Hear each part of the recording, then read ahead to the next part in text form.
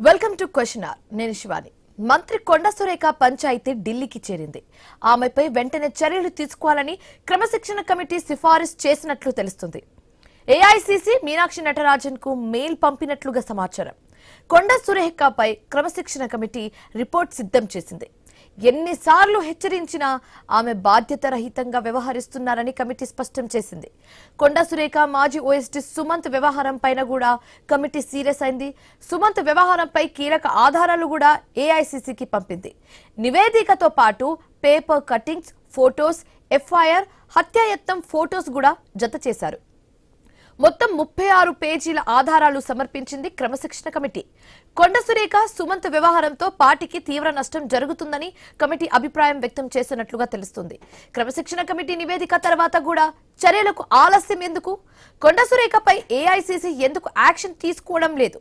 కొండ సురేఖపై వేటు వేస్తే ఏఐసీసీకి ఎదురయ్యే రాజకీయ సవాళ్లేంటి? ఇప్పుడు ఇదే అంశంపై చర్చిద్దాం.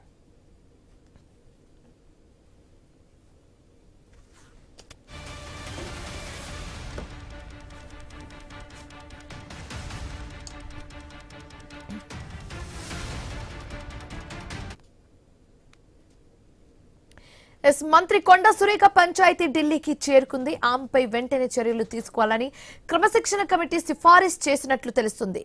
So basically AICC Meenakshi Natarajan తో పాటు చాలా మందికి కూడా మెయిల్ పంపించడం మనం చూస్తున్నాము. కొండ సురేఖపై క్రమశిక్షణ కమిటీ రిపోర్ట్ సిద్ధం చేసింది ఫైనల్లీ. సో ఎన్నిసార్లు హెచ్చరించినా ఆమె బాధ్యత రహితంగానే వ్యవహరిస్తున్నారని కమిటీ ఒక విషయాన్ని అయితే చాలా స్పష్టంగా చెప్పినట్టుగా తెలుస్తుంది. కొండ సురేఖ మాజీ ఓఎస్డీ సుమంత్ వ్యవహారం కూడా చాలా సీరియస్ గా తీసుకుంది క్రమశిక్షణ కమిటీ. సుమంత్ వ్యవహారంపై కీలక ఆధారాలు కూడా రెడీ చేసింది అండ్ వాటిని ఏఐసీసీకి పంపించింది.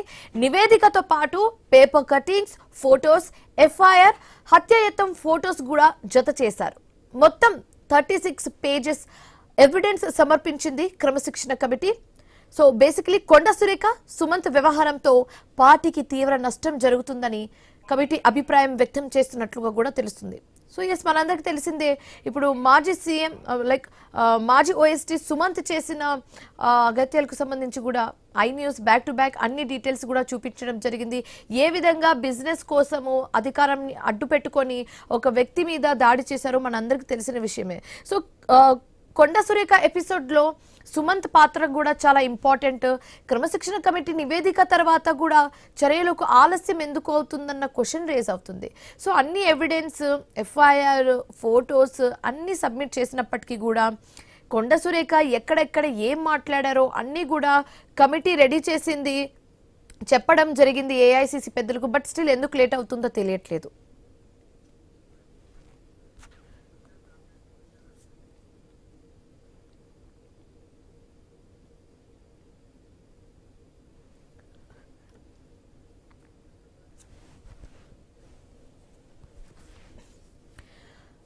మంత్రి కొండ సురేఖ పంచాయతీ ఢిల్లీకి చేరుకుంది. ఆమెపై వెంటనే చర్యలు తీసుకోవాలని క్రమశిక్షణ కమిటీ సిఫారసు చేసినట్టు తెలుస్తుంది. సో గత కొన్ని రోజులుగా కొండ సురేఖ ఎపిసోడ్ ఒక హాట్ టాపిక్ గా మారిందని చెప్పొచ్చు. కొండ సుస్మిత చేసిన వ్యాఖ్యలు చాలా గందరగోళమే సృష్టించింది తెలంగాణ కాంగ్రెస్ పార్టీలో. ఇది తెలంగాణ కాంగ్రెస్ పార్టీకి ఒక మచ్చ లాంటిదని, చాలా నష్టం వాటిల్లుతుందని కూతురు చేసిన వ్యాఖ్యలు కాదు. దాంతోపాటు ఇప్పుడు మాజీ ఓఎస్టీ సుమంత్ వ్యవహారం కూడా ఇప్పుడు ఏఐసీసీ పెద్దలకు పంపించడం జరిగింది. నివేదికతో పాటు పేపర్ కట్టింగ్స్, ఫోటోస్, ఎఫ్ఐఆర్, హత్యాయత్నం ఫోటోస్ జత చేశారు. సో ఈ అంశానికి సంబంధించి కంప్లీట్ గా 36 పేజెస్ ఎవిడెన్స్ సమర్పించింది క్రమశిక్షణ కమిటీ. అండ్ కొండ సురేఖ, సుమంత్ వ్యవహారంతో పార్టీకి తీవ్ర నష్టం జరుగుతుందని ఒక విషయాన్ని అయితే క్లియర్ గా చెప్పడం జరిగింది. సో రైట్, మెయిన్ క్వశ్చన్ ఏంటంటే, ఇప్పుడు ఇంత జరిగినప్పటికీ కూడా, ఇన్ని యాక్షన్స్ తీసుకుంటున్నప్పటికీ కూడా, అంటే క్రమశిక్షణ కమిటీ అయితే నివేదిక కూడా సిద్ధం చేసింది, మెయిల్ కూడా చేసింది. బట్ స్టిల్ ఎందుకు జాప్యం జరుగుతుంది? ఎందుకు ఏఐసీసీ పెద్దలు ఏ ఒక్క నిర్ణయానికి కొలిక్కి రావట్లేదన్న విషయం ఇప్పుడు హాట్ టాపిక్ గా మారిందని చెప్పొచ్చు. కంప్లీట్ డీటెయిల్స్ మా correspondent Pawan Kalyan news room నుంచి అందిస్తారు. సో పవన్ కళ్యాణ్, 2 అంశాల గురించి మనం మాట్లాడుకోవాలి. ఒకటి వచ్చేసి కొండ సుస్మిత చేసిన వ్యాఖ్యలకు సంబంధించి, అండ్ రెండోది మాజీ ఓఎస్టీ సుమంత్ వ్యవహారం కూడా, ఈ రెండు వ్యవహారం మొత్తం కొండ సురేఖ ఎపిసోడ్ కి లింక్ అయి ఉంది కాబట్టి ఈ రెండు అంశాలకి సంబంధించి కూడా క్రమశిక్షణ కమిటీ ఒక నివేదిక రెడీ చేసి దాన్ని మెయిల్ కూడా చేయడం జరిగింది ఏఐసిసి పెద్దలందరికీ కూడా. సో ఏంటి ఇప్పుడు అన్ని ఎవిడెన్స్ ఉన్నాయి, బట్ స్టిల్ ఎందుకు జాప్యం జరుగుతుందన్న క్వశ్చన్ రేజ్ అవుతుంది. ఎప్పటి వరకు ఒక నిర్ణయానికి వస్తారు, ఎప్పుడు డిసిజన్ తీసుకుంటారు, యాక్షన్ ఎప్పుడు ఉంటుంది, కంప్లీట్ డీటెయిల్స్ ఏంటి? శివాని, ఇప్పటికే నివేదిక రాష్ట్ర కాంగ్రెస్ కమిటీకి అటు అగ్రనాయకత్వం సమర్పించిందన్న పరిస్థితి ప్రస్తుతం కనిపిస్తుంది. ముఖ్యంగా అటు మహేష్ కుమార్ గౌడ్కి మల్లు రవి సమర్పించిన దాంట్లో ఏ విధంగా కొండా సురేఖను ఎందుకు తప్పించాలన్న అంశంతో పాటు చిన్నారెడ్డిని కూడా ఎందుకు తప్పించాలన్న అంశం క్లియర్గా వాళ్ళు ఇచ్చిన సోకాజ్ నోటి రిప్లై కావచ్చు, గతంలో సురేఖ పైన వచ్చిన ఆరోపణల విషయంలో కూడా మనం ఒకసారి చర్చించుకోవాల్సిన అవసరం అయితే ఖచ్చితంగా ఉంది. ముఖ్యంగా కొండా సురేఖ పైన గతంలో సమంత పైన చేసిన వ్యాఖ్యలు ఒకటి కావచ్చు, తన ఒక హీరోయిన్ పైన అంటే నటి పైన చేసిన వ్యాఖ్యలు అభ్యంతరంగా ఉన్నాయి, అసభ్యంగా ఉన్నాయి. సో ఖచ్చితంగా ఇది కాంగ్రెస్ పార్టీకి నెగిటివ్ గా మారిన అంశం గతంలోనే వచ్చింది. దానిపైన కోట్ల చుట్టి ఇప్పటికీ కొండా సురేఖ తిరుగుతున్న అంశం మనందరూ తెలిసిందే.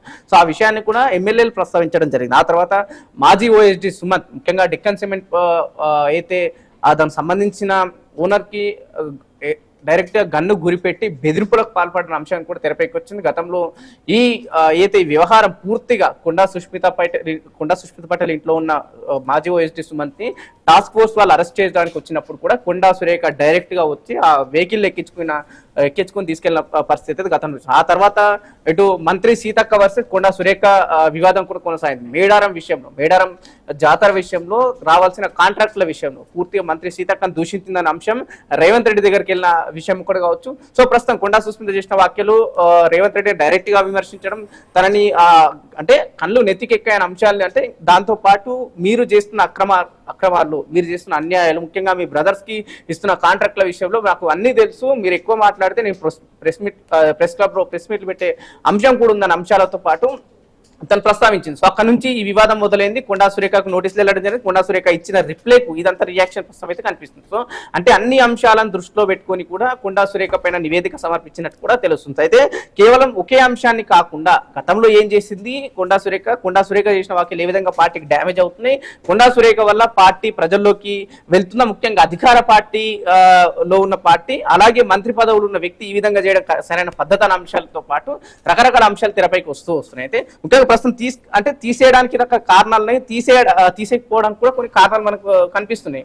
అయితే బీసీ విషయంలో కావచ్చు, కులరకాల అంశంలో రాహుల్ గాంధీ భారత్ జోడో యాత్ర పేరుతో పూర్తిగా దేశమంతా తిరగడం జరిగింది. ప్రస్తుతం ఇటు కేంద్రంలో ఉన్న బీజేపీకి అంటే వ్యతిరేకంగా మేము మళ్ళీ అధికారంలోకి వస్తే బీసీ నినాదాన్ని బలంగా తీసుకెళ్తాం, కులగణం తీసుకొస్తామనే ఒక అంశాన్ని తీసుకురావడం జరిగింది. సో ఆ అంశాన్ని ముందు పెట్టుకుని కొండా సురేఖ అంటే ప్రస్తుతం ఒక బీసీ మహిళను తీసేస్తే ఏ విధంగా రియాక్షన్స్ ఉంటాయి, ముఖ్యంగా తెలంగాణ రాష్ట్రంలో 3 రాష్ట్రాలలో అటు బీహార్ కావచ్చు, అలాగే హర్యానా, ప్రస్తుతం తెలంగాణ, అంటే ఈ బీహార్ కర్ణాటకలో మాత్రం మంత్రివర్గంలో మహిళలు లేరు. ప్రస్తుతం కేవలం తెలంగాణ మంత్రివర్గంలో మహిళలు ఉన్నారు. ఒకవేళ ఈ మహిళని తప్పిస్తే ఏ విధంగా ఇప్పుడైతే మహిళలకు రిజర్వేషన్ తోని వాళ్ళు కొట్లాడుతున్నారు, సో అది ఎఫెక్ట్ పడే అంశం కూడా ఒకసారి తెరపైకి వచ్చే అవకాశం అయితే ఖచ్చితంగా అనిపిస్తుంది. అంటే అన్ని అంశాలను దృష్టిలో పెట్టుకుని తీసేయకపోవడం గల కారణాల వైపు అగ్రనాయకత్వం చెప్తుంది. తీసేయడానికి గల కారణాలు అయితే ఇక్కడ ఉన్న రాష్ట్రంలో ఉన్న 40 మంది ఎమ్మెల్యేలు అలాగే క్రమశిక్షణ కమిటీ టీపీసీసీ అధ్యక్షుడు మహేష్ కుమార్ గౌడ్ కు నివేదికలు సమర్పించడం జరిగింది. అంటే మొత్తానికి కొండా సురేఖ వివాదం కొంత అటు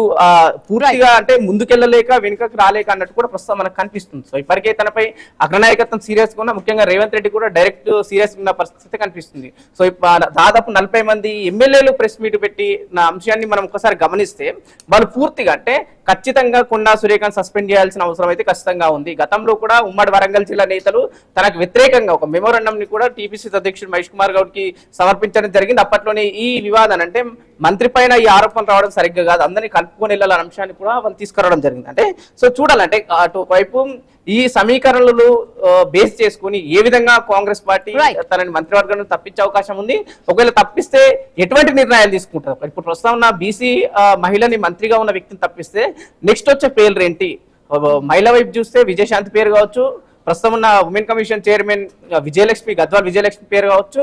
సో ఇట్లంటే ఈ 2 పేర్లు వస్తున్నాయి. ఒకవేళ సాధారణంగా అంటే ఒక వ్యక్తికి ఇవ్వాలి సామాజిక వర్గంగా అంటే ఆది శ్రీనివాస్ పేరు అయితే కనిపిస్తుంది. సో అంటే వీళ్ళ విషయంలో ఏ విధంగా నిర్ణయం తీసుకుంటారు? ఒకవేళ ఈ 2 కులాలు అంటే ప్రస్తుతం కొండా సురేఖని ఒక 2 కులాలతో అయితే మేనేజ్ చేస్తున్న పరిస్థితి కనిపిస్తుంది. ఒకవేళ పద్మశాలి నుంచి ఎవరిని తీసుకోవాలని అంశం will get back to you. ఇదే అంశానికి సంబంధించి కంటిన్యూ చేద్దాం. బట్ మీల్ వైల్ ఇదే అంశానికి సంబంధించి మాట్లాడడానికి ప్రస్తుతం మనతో పాటు ఉన్నారు మిట్ట నరసయ్య గౌడ్ గారు, కాంగ్రెస్ లీడర్, అండ్ ఆల్సో అందం రామరెడ్డి గారు, బీజేపీ స్పోక్స్ పర్సన్. ఇద్దరితో కూడా మాట్లాడే ప్రయత్నం అయితే చేద్దాం. సో ముందుగా నరసయ్య గౌడ్ గారు నమస్తే అండి. సో ఓకే, క్రమశిక్షణ కమిటీ ఒక నివేదికను రెడీ చేసింది, దాన్ని మెయిల్ కూడా చేయడం జరిగింది ఏఐసిసి పెద్దలందరికీ. సో ఏంటి యాక్షన్ ఎప్పటి వరకు కనిపించే ఛాన్సెస్ ఉన్నాయి?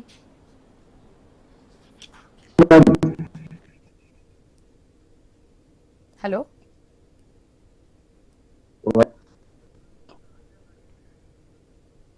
హలో, మాట్లాడండి, చెప్పండి. ముందుగా మీకు ప్యానల్లో ఉన్న పెద్దలకు నమస్కారం. రీసౌండ్ వస్తుంది మేడం. అవునా, ఒక్క నిమిషం అండి, టెక్నికల్ ఇష్యూ అనుకుంటా. Will get back to you. But mean while Rama Reddy గారు నమస్తే అండి. చూస్తున్నాం ఇప్పుడు తెలంగాణ వ్యాప్తంగానే కాకుండా దేశవ్యాప్తంగా కూడా ఇప్పుడు కొండ ఎపిసోడ్ ఒక సెన్సేషన్ గా మారిందని చెప్పొచ్చు. ఎందుకంటే ఇప్పుడు ఈ అంశం ఢిల్లీకి కూడా చేరుకుంది కాబట్టి క్రమశిక్షణ కమిటీ నివేదిక రెడీ చేసి ఆ ఫైల్స్ అన్నిటిని కూడా ఏఐసిసి పెద్దలకి మెయిల్ చేయడం కూడా జరిగింది. కాబట్టి ఇప్పుడు ఏఐసిసి పెద్దలు ఎలాంటి నిర్ణయం తీసుకుంటారన్న ఉత్కంఠ అయితే అందరిలో ఉందండి. సో ఏం చెప్పాలనుకుంటున్నారు దీనికి సంబంధించి? గారికి న్యూస్ ఛానల్ ప్రేక్షకులకు Congress party right, there is a network issue. But meanwhile మంత్రి కొండ సురేఖ పంచాయతీ ఢిల్లీకి చేరుకుందని చెప్పొచ్చు. ఇన్ని రోజులు తెలంగాణ వ్యాప్తంగా ఈ అంశానికి సంబంధించి అందరు చర్చించుకున్నారు. బట్ ఇప్పుడు అది దేశవ్యాప్తంగా ఈ మ్యాటర్ ఇప్పుడు అందరు చర్చించుకుంటున్నారు. ఎందుకంటే మంత్రి కొండా సురేఖ పంచాయతీ ఇప్పుడు ఢిల్లీకి చేరుకుంది. ఏఐసిసి పెద్దలందరూ కూడా ఇప్పుడు ఈ అంశానికి సంబంధించి చర్చించుకుంటున్నారు. ఆమెపై వెంటనే చర్యలు తీసుకోవాలని క్రమశిక్షణ కమిటీ సిఫారసు చేసినట్లుగా తెలుస్తుంది. సో రైట్, మిట్ట నరసయ్య గౌడ్ గారు, ఇప్పుడు ఏంటండి ఎప్పటి వరకు యాక్షన్ తీసుకునే ఛాన్సెస్ కనిపిస్తున్నాయి? శివాని గారు, ఇప్పుడు రాష్ట్ర స్థాయిలో జరగవలసినటువంటి వ్యవహారం జరిగిపోయింది. ఎందుకంటే క్రమశిక్షణ కమిటీ సమావేశం కావడం కానీ సంబంధిత ఆధారాలు అవి ఇవి ఏవైతే చేయదలుచుకుందో అవంతా కూడా అయిపోయింది. మహేష్ కుమార్ గౌడ్ గారికి, తర్వాత నటరాజన్ గారికి, ఏఐసిసి పెద్దలకు కూడా రిపోర్ట్ వెళ్ళిన మాట వాస్తవం ఇంతవరకు క్లియర్. కానీ నేను ఏమంటున్నానంటే ఒకసారి ఏఐసిసి పెద్దల దగ్గరికి పోయిన తర్వాత వారు పరిశీలిస్తారు. ఈ రిపోర్ట్ లో ఏముంది, నిజం ఎంత అబద్ధం ఎంత అనేది కూడా వారు కూడా పరిశీలన చేసిన తర్వాత అవసరమైతే ఒకసారి మాట్లాడి ఆ తర్వాత ఏం చేయాలనేది వాళ్ళు డిసైడ్ చేస్తారు. ఇప్పుడు రిపోర్ట్ పోయింది కాబట్టి ఇమీడియట్లీ కళ్ళు మూసుకొని చర్యలు తీసుకోమని మనం కోరుకున్నంత మాత్రాన అక్కడ పార్టీలో జరిగే వ్యవహారం కాదు. కానీ ఒక్కటి మాత్రం వాస్తవం ఏంటంటే ఈసారి అంటే కొండ సుష్మిత గారు మాట్లాడినటువంటి మాటలు మంత్రి గారు ఖండించకపోవడం వలన మంత్రి గారే మాట్లాడించినట్టుగా భావించవలసి వస్తుంది. కాబట్టి ఈసారి ఏఐసిసి పెద్దలు జనరల్ గా మనం అనుకునేది ఏంటంటే definitely this time they won't spare anyone whoever is speaking against the party. Definitely this time AICC elders will definitely strike and take a stringent action against those people who are unnecessarily propagating or diminishing or damaging the party line. So నేనేమనుకుంటున్నానంటే ఈసారి 1 day 2 days అటు ఇటు అయినా ఖచ్చితంగా concrete చర్యలు ఉంటాయని మాత్రం నేను నమ్ముతున్నాను. ఎందుకంటే ఒకవేళ చర్యలు తీసుకోకపోతే ఏమవుతుందంటే ఇంకొకరు కూడా ఇట్లా తయారైంది. నేను అనేది ఈ మాటను నేను ఎందుకు మాట్లాడుతున్నంటే సుష్మిత గారికి వారు మాట్లాడిన తీరు చూస్తే నాకంటే నేనే ఎమ్మెల్యేనని ప్రకటించుకున్న తీరు చూస్తే నాకు అనిపిస్తుంది, మరి మీరే ఎమ్మెల్యే అని మీరు అనుకున్నప్పుడు మళ్ళీ మీకు కాంగ్రెస్ పార్టీ టికెట్ ఎందుకండి? మీ కాంగ్రెస్ పార్టీ టికెట్ అవసరమే లేదు కదా. నేనే ఎమ్మెల్యేను 20 సంవత్సరాలను ప్రకటించుకున్న మీకు కాంగ్రెస్ పార్టీకి గురించి మాట్లాడాల్సిన అవసరం ఏముందండి? మీరు కాంగ్రెస్ పార్టీ మీరు ఎంత పెద్ద బలవంతులైనా మీకు ఎంత ఇదైనా ఒక పార్టీలో ఉన్నప్పుడు ఆ పార్టీ లైన్ దాటి మాట్లాడు ఎవరైనా కానీ. ముఖ్యమంత్రి గారు కూడా అదే చెప్తా ఉన్నారు కదా, ఎవరికైనా ఇప్పుడు కొండ సురేఖ మీద ఏమైనా యాక్షన్ తీసుకుంటే అది బీసీ వర్గం నుంచి వ్యతిరేకత పెరిగే ఛాన్స్ ఉందని మీరు అనుకుంటున్నారా? శివాని గారు మీరు కరెక్ట్ పాయింట్ అడిగారు. నేనేమంటున్నంటే తప్పు చేసిన వారికి బీసీ ఎస్సీ ఎస్టీ ఓసీ అనే ఈ క్రైటీరియా పెట్టొద్దు. ఎందుకంటే పార్టీలో అన్ని రకాల వాళ్ళు ఉంటారు, అన్ని కులాలు, అన్ని మతాలు, అన్ని వర్గాలు, అన్ని జాతులు, అన్ని రకాలు ఉంటారు. తప్పు చేసిన వాడు ప్రతి ఒక్కడు ఏదో ఒకటి ముందట పెట్టుకొని నేను బయటపడతా అంటే కుదరదు. అంటే నేను అనుకుంటున్నా ఎట్టి పరిస్థితుల క్యాస్ట్ బ్యారియర్ కాకూడదు. క్యాస్ట్ ముంద బీసీ అయిపోయింది, ఓసీ అయిపోయింది, ఎస్సీ అయిపోయింది, ఎస్టీ అయిపోయిందండి. When you are crossing the party line and making allegations against the chief minister, ఇంకా ఇంకా ఇంకా క్యాస్ట్ ఎందుకండి? అరే క్యాస్ట్ ఉంటే మాత్రం మనం అలిగేషన్ చేయాలనా? అట్లాంటి అందరికి చేస్తారు కదా, అందరికి ఏదో ఒకటి ఉంటుంది కదా, ఏదో ఒకటి అడ్డం పెట్టుకొని చేయొచ్చు కదా. ఎస్టీ నేను ఎస్టీ కాబట్టి నేను మాట్లాడినంటారు, ఓసీ నేను ఓసీ కాబట్టి ఇట్లా అనుకుంటా పోతే పార్టీ లైన్ దాటితే పార్టీ ఉండాలి కదా. పార్టీ అధికారంలో ఉంది, ప్రజలు నమ్మి ఓటేసారు, ప్రజలకు మేము చేయవలసిన. ఇంకొక డౌట్ అండి, ఇప్పుడు ఏఐసిసి పెద్దలు కొండ సురేఖతో మాట్లాడే ప్రయత్నం ఏమైనా చేస్తుందా, లేకపోతే డైరెక్ట్ గా యాక్షన్ ప్రకటించేస్తుందా? మీరేమనుకుంటున్నారు? మాట్లాడే ఛాన్సెస్ ఏమైనా ఉన్నాయా? శివాని గారు, నేనంటే ఒక 40-45 సంవత్సరాల నుంచి నేను రాజకీయాలలో ఉన్నా, వార్డు మెంబర్ నుంచి ఎమ్మెల్యే దాకా పోటీ చేసుకుంటూ వస్తా ఉన్నా, చాలా చూసుకుంటూ వచ్చిన కాబట్టి నాకు అర్థమయ్యేది ఏంటంటే ఒక జాతీయ పార్టీలో చర్య తీసుకునే ముందట వాళ్ళు ఏమి అంటే అవకాశం మాట్లాడడానికి అవకాశం ఇస్తారా అంటే దాంట్లో ఏదన్నా పర్వాలేదు వదిలిపెడదాం అనుకున్నప్పుడు మాట్లాడే అవకాశం ఇవ్వచ్చు. ఇక ఇది అన్ని బ్యారియర్స్ దాటిపోయి అలిగేషన్స్ చేసి వీళ్ళని క్షమించకూడదు అనుకున్నప్పుడు మాట్లాడడానికి అవకాశం ఇవ్వకపోవచ్చు. కానీ ఏదైనప్పటికీ కూడా ఖచ్చితంగా ఏదో ఒక రకమైన చర్యలు మాత్రం ఉంటాయి. అది కూడా అందరు ఎక్స్పెక్ట్ చేసినట్టు కాకుండా డిఫరెంట్ వెర్షన్ లో ఖచ్చితంగా చర్యలు అయితే ఉంటాయని నేను భావిస్తా ఉన్నా. ఇప్పుడు అందరికి అనుకుంటున్నట్టే బర్తరఫ్ అది ఇదంటూ, నేను ఏమంటున్నా ఒక పార్టీలో ఒక అంటే కట్ చేసినట్టుగా ఉండకపోవచ్చు, కానీ చర్యలు కంపల్సరీ. సో స్ట్రాంగ్ యాక్షన్ అనేది ఉండాలని మీరు అంటున్నారు నర్సే గారు. ఓకే, మాట్లాడదామండి. 100% యాక్షన్ ఉంటుందని నేను భావిస్తున్నాను. ఓకే అండి. సో రామరెడ్డి గారు నమస్తే అండి. ఇప్పుడు మెయిన్ క్వశ్చన్ ఏంటంటే, ఇది కేవలం క్రమశిక్షణ చర్యనా లేక రేవంత్ రెడ్డి నాయకత్వంపై జరుగుతున్న అంతర్గత పోరా అని అడిగితే ఏం చెప్తారండి? అవునండి, ఇది 2 అంశాలు ఉన్నాయి ఇంట్లో. ఒకటి క్రమశిక్షణ అంశం ఉంది, 2 రేవంత్ రెడ్డి మీద తిరుగుబాటు అంశం ఉంది. అక్కడ షబ్బీర్ అలీ మాట్లాడిన మాటలు ఏంటంటే కాంగ్రెస్ పార్టీ మీద మాట్లాడు, పార్టీ పనితీరు మీద తీవ్ర ఆరోపణలు చేశాడు, ఫోన్ల సంభాషణ అది. కానీ ఈమె కొండ సురేఖ బిడ్డ కొండ సుస్మిత పార్టీ మీద ఆరోపణలు చేయలేదు, మరోసారి స్పష్టత ఇచ్చింది. నేను కాంగ్రెస్ పార్టీని ఒక్క తప్పు కూడా పట్టట్లేదు, కేవలం రేవంత్ రెడ్డిని అంటున్నాను అన్నది. ఇండివిజువల్ పర్సన్ గురించి మాట్లాడడం, ఇండివిజువల్ పర్సన్ నే టార్గెట్ చేసింది, దానికి కారణాలు కూడా చెప్పింది. చెప్పేది ఏంటంటే 21 ఏళ్ల వాళ్ళకే ఎమ్మెల్యేగా పోటీ చేసే అర్హత ఇవ్వాలంటారు, 77 ఏళ్ళు డైపర్ నాయకులకు. ఈయనకి ఏ అధికారం ఉంది? వచ్చే అసెంబ్లీ ఎన్నికల్లో ఎమ్మెల్యే అభ్యర్థిని ప్రకటించే అర్హత ఈయనకి ఏముంది? కాంగ్రెస్ పార్టీ ఈయనకేం ముందే ఇచ్చింది అర్హత అని. అందుకే నీ ఏ అర్హత లేకున్నా నువ్వు ఇష్టం వచ్చినట్టు చేస్తున్నావు కాబట్టి, స్థానిక ముఖ్య నేతను సంప్రదించకుండా చేస్తున్నావు కాబట్టి అనే కళ్ళు నెత్తికొచ్చాయి అన్నది. ఆ మాట తీవ్రంగా ఉన్న అంశం దగ్గర లాజిక్ ఉంది, కొండా సుస్మిత అన్న లాజిక్ ఉంది. కాకుంటే కొండా సురేఖ దాన్ని విషయంలో రియాక్ట్ కాకపోవడం అనేది ఆమెకు కాంగ్రెస్ పార్టీ దగ్గర మైనస్ లా కనబడుతుంది, అందులో ఏం అనుమానం లేదు. అయితే కాంగ్రెస్ పార్టీ చరిత్ర ఏంటంటే ముస్లింల విషయంలో ఓపెన్ గా ఉంది. కాంగ్రెస్ అంటే ముస్లింలు అంటే కాంగ్రెస్ అని అది ట్రాక్ రికార్డ్ అందరికీ తెలుసు. ఏమన్నా ఒక ముస్లిం చర్య తీసుకున్నా కాంగ్రెస్ పార్టీ ముస్లిం వ్యతిరేకంగా ఎవరు అనరు. ఒక అంశం.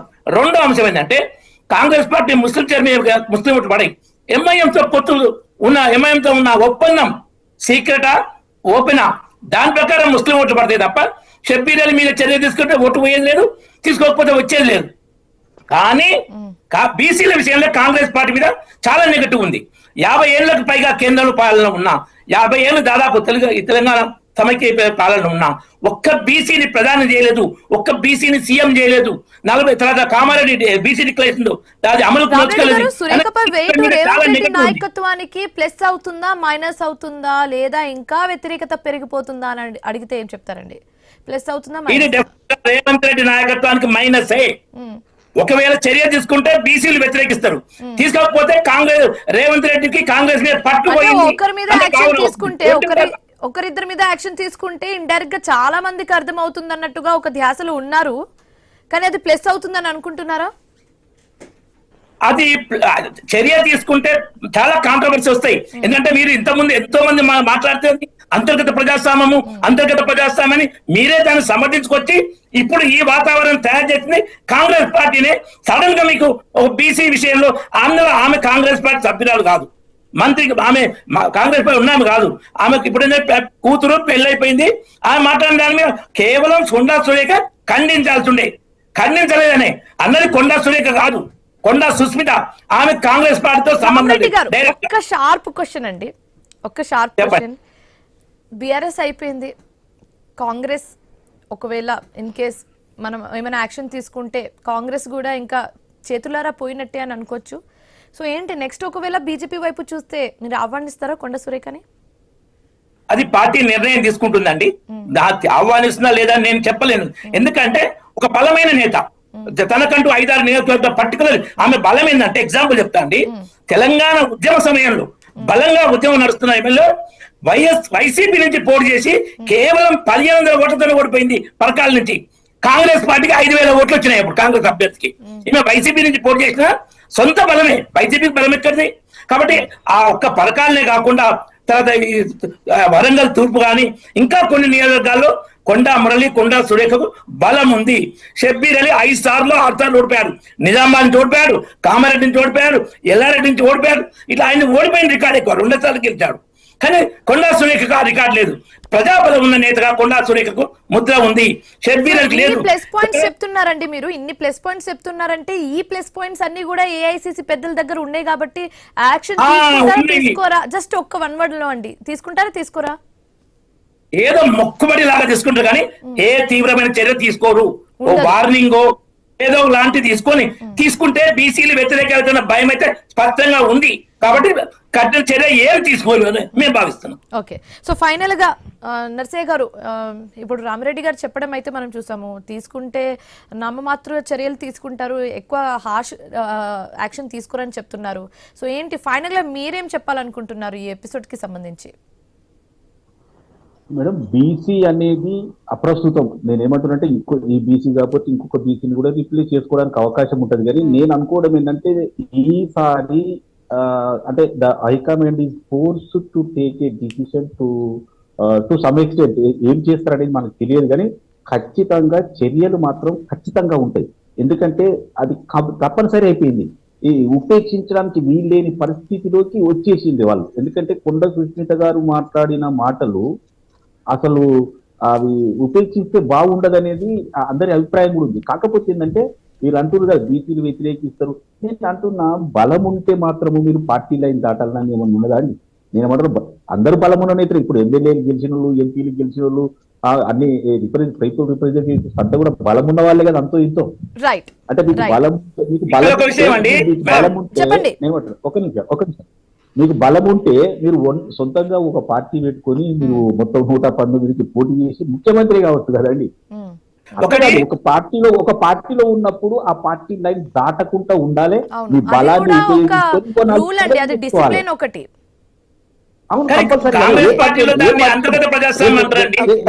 రామిరెడ్డి గారు ఒక క్వశ్చన్ అడుగుతున్నారండి. నర్సయ్య గారు ఒక్క నిమిషం, ఒక క్వశ్చన్ విందాం, చెప్పండి. అడగండి రామిరెడ్డి గారు, అడగండి. నేను అడగట్లేదు, నేనేం చెప్తున్నా అంటే 1990లో అప్పటి పిసిసి అధ్యక్షుడు హనుమంతరావు గారు ఉన్నప్పుడు ఈ మన సద్భావన యాత్ర అని అద్వానీ గారు అయోధ్య రథయాత్ర చేస్తే దానికి పోటీగా రాజీవ్ గాంధీ అప్పుడు ఇచ్చారు పిలుపు సద్భావన యాత్ర అని. ఆ యాత్రలో కాంగ్రెస్ ఎమ్మెల్యే మేరీ రమణ్ గారు చెంప కొట్టింది పిసిసి అధ్యక్షుడు హనుమంతరావు. ఆ యాత్రల్ని ఏదో జరిపి నడవమ్మని చేయాలని ఏం యాక్షన్ తీసుకోలే. అట్లా కొన్ని ఉంటాయి కాంగ్రెస్ చెప్తున్నారు. ఓకే, ఎగ్జాంపుల్ చెప్తున్నారు. నర్సయ్య గారు, ఇప్పుడు ఏంటి మొత్తానికి ఒకవేళ Konda Surekha if she out, so మంత్రివర్గంలో ఎవరిని తీసుకునే ఛాన్సెస్ కనిపిస్తున్నాయి? శివాని గారు ఇప్పుడు ఆ మాటలు ఇప్పుడు మనం మాట్లాడడం కూడా పొరపాటు అవుతుంది. కానీ నేనేమంటున్నా అంటే ఇప్పుడు ఏఐసిసికి చేరింది, ఏఐసిసి పరిశీలిస్తుంది ఫస్ట్. అంటే వీళ్ళు రిపోర్టు పంపించి మీరే చెప్తా ఉన్నారు 36 పేజీలు ఉంది అంటే అవన్నీ కూడా కూలంకషంగా చూడాలి. ఎందుకంటే ఏది చూడకుండా చర్య తీసుకోవడం కూడా మంచిది కాదనేది అన్ని పరిశీలించాకనే చర్యలు తీసుకుంటారు. రైట్. అదే అధిష్టానం నేను అనుకోవాలంటే అధిష్టానం కొద్దిగా టైం తీసుకొని పరిశీలించిన తర్వాత ఏ కోణంలో చర్యలు తీసుకోవాలని ఆలోచిస్తుందని నేను అనుకుంటున్న వ్యక్తిగతంగా.